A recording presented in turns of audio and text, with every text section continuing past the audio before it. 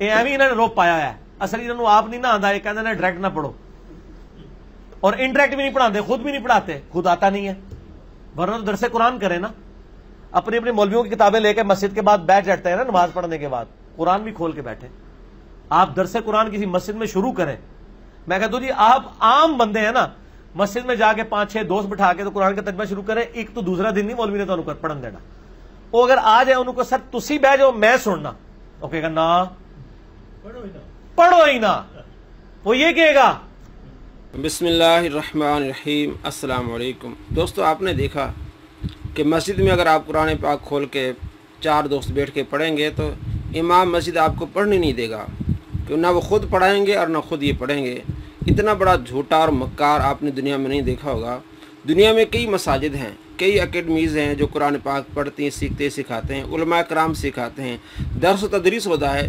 دنیا میں لوگوں کو علم کا پتہ ہے, علماء نے سکھایا بتایا. آج بھی علماء مساجد میں درس دیتے ہیں, رات کو قرآن پاک پڑھا جاتا ہے, سکھایا جاتا ہے. تمام مسالک قرآن پاک پڑھاتے ہیں, ترجمے سکھاتے ہیں. الحمدللہ میری مسجد میں خود میں الحمدللہ ایک امام بھی ہوں اور یونیورسٹی کا ایک طالب علم بھی ہوں, تو میری مسجد میں الحمدللہ ہم نے 5 سال تک یہ قرآن پاک پڑھا, سیکھا, سکھایا ہے. ابھی کچھ عرصہ پہلے ہمارا 5 سال کے بعد ترجمہ مکمل ہوا ہے تفسیر کے ساتھ. اب انشاءاللہ العزیز اگلے اتوار سے ہم نے دوبارہ شروع کرنا ہے. تو بتانے کا مقصد یہ کہ اتنا بڑا جھوٹا مکار ہے, یہ یوٹیوب پہ بیٹھا ہے صرف پیسے کمانے کے لیے. اس طرح کی باتیں کر کے عوام کو علماء سے دور کرنا چاہتا ہے, اور صرف یہ چاہتا ہے کہ صرف جو میں پڑھا رہا ہوں بس وہ قرآن کا ترجمہ ہے, اور دنیا میں کہیں نہیں پڑھایا جا رہا ہے, اور پیسے کما رہا ہے یوٹیوب سے. میں آپ کو پروف دکھا سکتا ہوں, یہ پیسے کما رہا ہے. پیسے کمانے کے چکر میں اتنا بڑا جھوٹ بول رہا ہے علماء کرام پر, اور اتنا بڑی تہمت لگا رہا ہے علماء کرام پر کہ آپ مساجد میں قرآن پاک پڑھنے شروع کر دیں گے یا آپ کو روک لیں گے. آپ دیکھیں شہر میں کتنی مساجد ہیں جہاں قرآن پاک پڑھا جاتا ہے, سکھایا جاتا ہے تمام مسالک میں. بلکہ آپ دیکھیں دعوت اسلامی, تبلیغی جماعت, جتنی بھی جماعت ہیں ان میں قرآن پاک پڑھنے کا ایک نصاب مکمل ہے, کہ ان کو نصاب دیا جاتا ہے. جیسے دعوت اسلامی میں نصاب ہے کہ آپ نے ہر روز اتنا قرآن پاک پڑھنا ہے, ترجمہ پڑھنا ہے اور تفسیر پڑھ کے آنی ہے. اسی طرح تمام تبلیغی جماعت جتنے ہیں ان میں نصاب مقرر ہے کہ آپ نے قرآن پاک پڑھ کے آنا ہے. بلکہ دعوت اسلامی میں مدرسے قائم کیے گئے ہیں, بالغان کے مدرسے, کہ رات کو مدرسے لگتے ہیں جن میں جو بالغ نوجوان ہے یا جو بزرگ ہے جو نہیں پڑھ سکے قرآن پاک, ان کو پڑھایا جاتا ہے, ان کو سکھایا جاتا ہے. اور جیسا کہ میں نے اپنی بات بتائی کہ الحمدللہ ہمارے مسجد میں جہاں میں امام ہوں, میرے مقتدی ہیں 60 سال کی عمر کے لوگ ہیں, 70 سال کی عمر کے لوگ ہیں, 40 سال کی, 50 سال کے لوگ جنہوں نے قرآن پاک نہیں پڑھا تھا. اب انہوں نے قرآن پاک پڑھنا بھی سیکھا ہے الحمدللہ, اور ترجمے سے سکھایا, ہم نے سکھایا ہے. اور ہم نے 5 سال میں قرآن تقریباً یہ مکمل کیا ہے. اب اگلے اتوار کو انشاءاللہ دوبارہ ہم نے شروع کرنا ہے. تو مساجد میں پڑھا جاتا ہے قرآن پاک, علماء کرام سکھاتے ہیں, درس ہوتا ہے.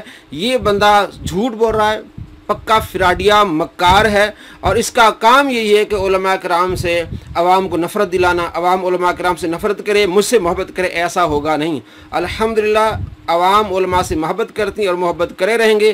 یہ دین کے چوکیدار ہیں, اور چور کو سب سے زیادہ نفرت ہوتی ہے چوکیدار سے, کیونکہ وہ مال لوٹنا چاہتا ہے, دولت لوٹنا چاہتا ہے. تو یہ عوام کا ایمان لوٹنا چاہتا ہے, تو سب سے پہلا یہ اٹیک کر رہا ہے یہ علماء پر. اور یہ جان مقبول کا یہ کہنا ہے کہ چور کو سب سے زیادہ نفرت, عداوت, بغض ہوتی ہے چوکیدار سے. تو اس کو بغض ہے علماء سے, کیونکہ علماء دین کے چوکیدار ہیں, اور یہ لوگوں کا دین جو ہے وہ چوری کرنا چاہتا ہے, تباہ برباد کرنا چاہتا ہے. جس طرح یہ باتیں کر رہا ہے کہ علماء کرام کہتے ہیں کہ ممبروں پر کہتے ہیں کہ قرآن پاک ڈائریکٹ نہ پڑھو, گمراہ ہو جاؤ گے. اب آپ دیکھیں کہ علماء کرام خود تبلیغ کر رہے ہیں کہ قرآن پاک ڈائریکٹ پڑھو, قرآن پاک سمجھو. اور جیسا کہ میں نے آپ کو بتایا دعوت اسلامی یہ نصاب موجود ہے, اور دوسری تبلیغ جماعت میں نصاب موجود ہے کہ آپ قرآن پاک آپ پڑھیں, آپ ترجمہ پڑھیں, آپ خود آپ اس کو سمجھیں.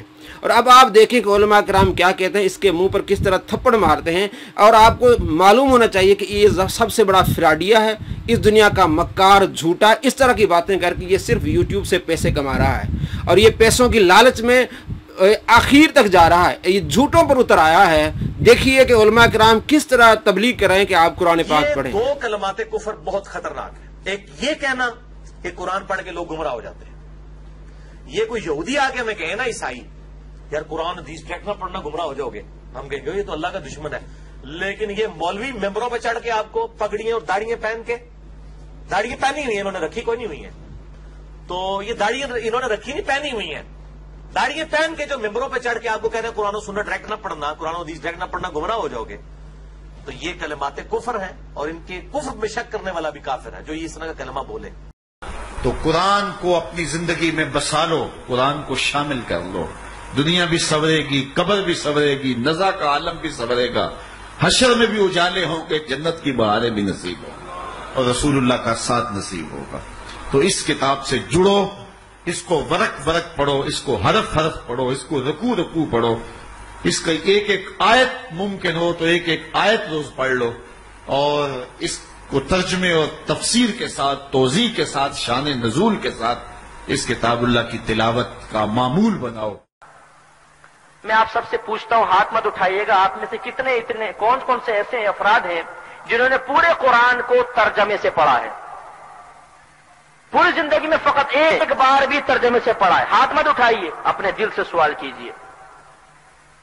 اللہ نے یہ کتاب اس لیے دی تھی کہ اس کو لپیٹ کر چومو، آنکھوں سے لگاؤ، جزدان میں لپیٹ کے اوپر رکھ دو، یا صرف اس کی عربی عبارت پڑھو، چاہے تمہیں پتہ چلے نہ چلے کہ تمہارا رب تم سے کیا فرما رہا ہے؟ اس لیے کتاب دی تھی۔ ہم نے کتاب کو ڈیکوریشن پیس بنا دیا، چومو، آنکھوں سے لگاؤ، سر پر رکھو، جزدان میں لپیٹو، اوپر رکھ دو۔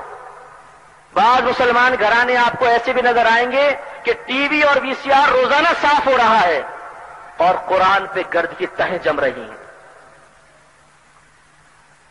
قرآن کھولا، رمضان آ گیا جی، اس دفعہ 10 قرآن ختم کیے، اس دفعہ 20 قرآن ختم کیے۔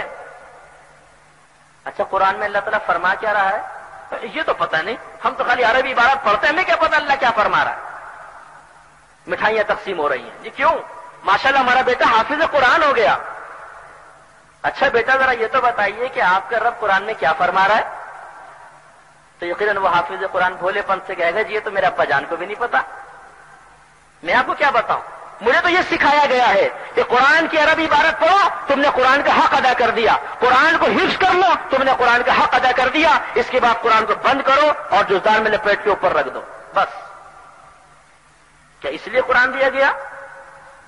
نہیں، نبی کریم نے فرمایا 2 چیزیں چھوڑ کر جا رہا ہوں، ان کو مضبوطی سے تھامو گے، مراد کیا ہے؟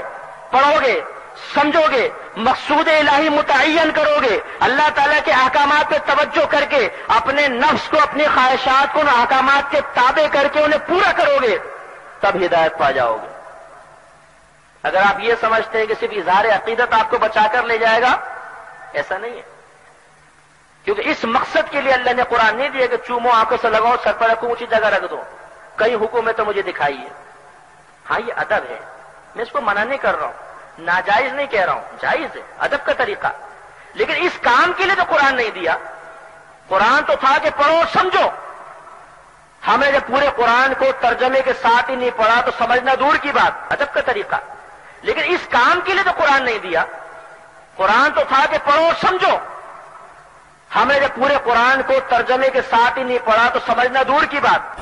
اور دوسرا کلمہ یہ بولتے ہیں جی قرآن جو ہے نا یہ بہت مشکل ہے جی، بہت مشکل کتاب۔ یار پورے قرآن میں کہاں لکھا ہوا ہے قرآن مشکل ہے؟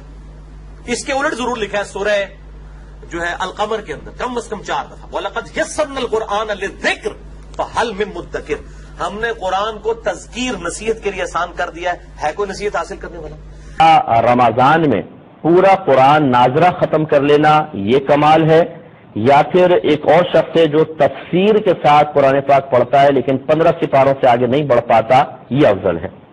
میری بہن آپ 15 سپاروں کی بات کر رہی ہیں، میں بالکل وثوق اور دلائل کے ساتھ ثابت کر سکتا ہوں کہ قرآن عظیم کے ایک رکوع کو اگر آپ ترجمہ اور تفسیر کے ساتھ پڑھ کر اچھی طرح سمجھیں، یہ آپ کے 50 قرآنوں پر بھاری ہے۔ ہماری عوام نے تو سمجھا ہی نہیں ہے، نہ پیغام الہی کو سمجھا نہ کچھ۔ میں آسان الفاظ میں آپ کو عرض کرتا ہوں، ایک بادشاہ نے اپنے غلام کو ایک خط بھیجا اور کہا کہ اس میں 10 احکام ہیں، فوراً سے پیشتر ان کو پورا کرو۔ لیکن جب غلام کے پاس وہ خط پہنچتا ہے وہ پڑھتا نہیں ہے، اس کو سونگتا ہے، کیا خوشبو ہے، کتنا پیارا لکھا ہوا ہے، کیا پیارا کاغذ ہے، کیا نفیس فرمان ہے۔ پھر اس کو لپیٹ کے ایک ریشم کے کپڑے میں رکھتا ہے، اس پہ عطر لگاتا ہے اور اوپر رکھ دیتا ہے، روزانہ اس کو اتارتا ہے، چومتا ہے، آنکھوں سے لگاتا ہے، سر پہ رکھتا ہے، احکام پڑھتا ہی نہیں ہے۔ پھر 1 مہینے بعد جب بادشاہ اس کو بلاتا ہے کہ ہاں جی احکام پر عمل کیا، تو کہتا ہے کہ بادشاہ سلامت، وہ تو نہیں کیا، لیکن میں نے آپ کے خط کی تعریف کی ہے، اس کو چوما ہے، آنکھوں سے لگایا ہے، سر پہ رکھا ہے، عطر لگایا ہے، اونچے مقام پہ رکھا ہے، روزانہ عقیدت کا اظہار کیا ہے، لائیے میرا انعام۔ تو آپ بتائیں دیانتداری سے بادشاہ سے انعام دے گا یا سزا دے گا؟ کیونکہ خط بھیجنے کا مقصد چموانا نہیں تھا، اس کی تعظیم کروانا نہیں تھا، احکام پر عمل پیرا ہونا یہ مطلوب بادشاہ تھا۔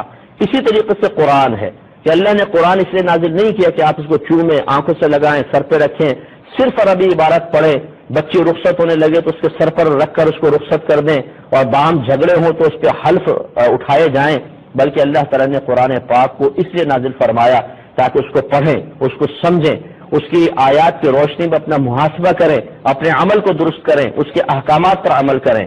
اب جو امتی اس کو سمجھتا ہی نہیں ہے، پوری زندگی گزر گئی پڑھے جا رہے ہیں قرآن پاک بس عربی عبارت، اور اگر پوچھیں کیا لکھا ہوا ہے کچھ سمجھ میں نہیں آ رہا، یعنی پیغام الہی سمجھنے کی فرصت نہیں، حتیٰ کہ موت آ گئی اور پوری زندگی اس طرح دنیا سے رخصت ہو گئے کہ پوری زندگی میں ایک بار بھی اللہ کے پیغام کو سمجھنے کی توفیق حاصل نہ ہوئی، اور پھر یہ سمجھے کہ مجھے اس پر انعام ملے گا۔